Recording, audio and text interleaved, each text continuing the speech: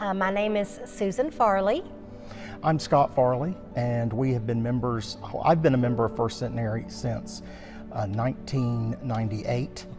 Susan was a member a little bit before that. A couple of years before A couple of years before that, though I've been a Methodist my whole life, so has Susan. Yeah. We have two children, Caroline and Catherine. Caroline is a senior at Ringgold High School. Catherine is a sophomore at Ringgold. They're both active in the youth group. 2020 has been very eventful for us in a lot of ways.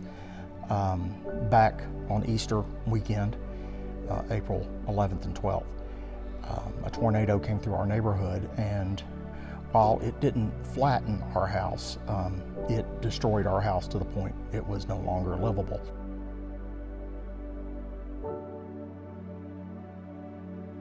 Our faith definitely got us through, and we really felt God's arms holding us. When we were in our half bath and we could hear the storm tearing our house apart around us, we could hear debris hitting the bathroom door, we could hear, it sounded like wind and branches, and Scott he braced himself against the bathroom door, and the other three of us were sort of huddled on the floor, and he was holding the bathroom door and it was shaking. And it was the night of Easter, and I remember telling my girls, this is a night of resurrection, and that God is not leaving us now. He's not leaving us in this bathroom. And then it stopped, and we went out. We did make it out to our front porch. I told my family, I said, Jesus did not rise today, last night, yesterday, to abandon us, and he's not leaving us now. And I realize now that God kept us on that porch and kept us safe, even though we were scared. We didn't know if we were safe, but we knew we were relatively safe. He kept us right where we needed to be till he could send one of his servants to us. Around about 5:30 in the morning, just as the light was coming up, and I still couldn't see very well, but I heard my name. I heard somebody calling my name, and called my name, called Susan's name, called the girls' names. And it was Troy Hamilton, the youth pastor here. And he had driven from his house in Hickson and parked about 2 miles. You couldn't get on our road. You couldn't even get to the road that leads to our road. He had parked about 2 miles away from our house and walked the rest of the way. And over the next few hours, managed to walk our girls out and then walk us out to get to my mother's house where we would stay for the next 3 weeks. And it's just the blessings of your church family. I mean, were there other people that might have done that for us? Sure there were. But the idea that we needed, at the time, we needed a helping hand, desperately needed a helping hand, and genuinely didn't know what else to do. Troy came through for us. And even in the weeks after, it was the church. We had many people from many parts of our lives, our friends, our family, our school families, our kids' friends, so many people helping us, but it was the church that was there every day, giving aid in any way that we could possibly need. All of these people were there helping because they didn't have to go to work, because their workplaces were closed because of the pandemic. And so, the idea that you can find a silver lining even in the worst things that are happening.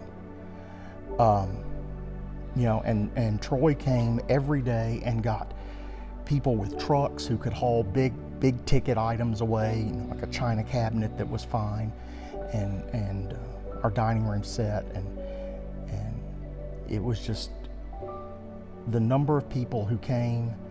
Some of them I didn't even know. Oh yeah. When I went the first day, I was like, hi, and they were like, we go to your church, and I didn't even know them. And that kind of sacrifice and service, you never forget. And even in the days after, there are always people there to help you when the day something happens. Mm-hmm. And in the 2 or 3 days, but we all know that sometimes things trail off, and then everybody moves on to something else. And that didn't happen with our church family. You know, we had people still bringing, when we stayed at my mother's house for 3 weeks, we had people bringing meals. Mark and Judy would come by and just checking in on us, just how are you doing? And everybody still had to be careful because this wasn't April. I mean, this was the height of the pandemic when we still didn't really know, you know, how quickly the virus would transmit, but we were still hearing from our church family every day. Our Sunday school class, Will, Mark, Linda, I mean, everybody, Troy, the youth, I mean, we were. And everybody who called, their first question was, how can we help? Yes.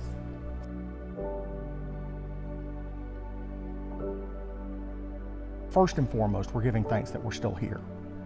I mean, because I don't think any of us realized at the time how close a close run thing that was.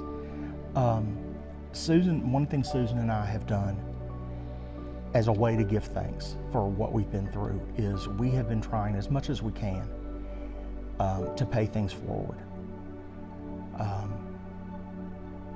And you know, when I think about the stewardship campaign and I think about all of the services this church provides, not just for the homeless ministry with Mustard Tree, not just for the inner city through the Centenary, but those are outreaches and they're wonderful. But even the ministry we just provide to each other. And I want the church, part of the stewardship campaign, part of giving thanks and part of paying it forward is doing our part to make sure the church is capable of doing all of those things. That's true. Going forward. I mean, this church means a lot to us. It means a lot to our children. My daughters love their school, but their best friends are in youth group here. They don't go to school with any of them. Yeah. And just being able to be back here today for the first time in months, gives us the feeling that,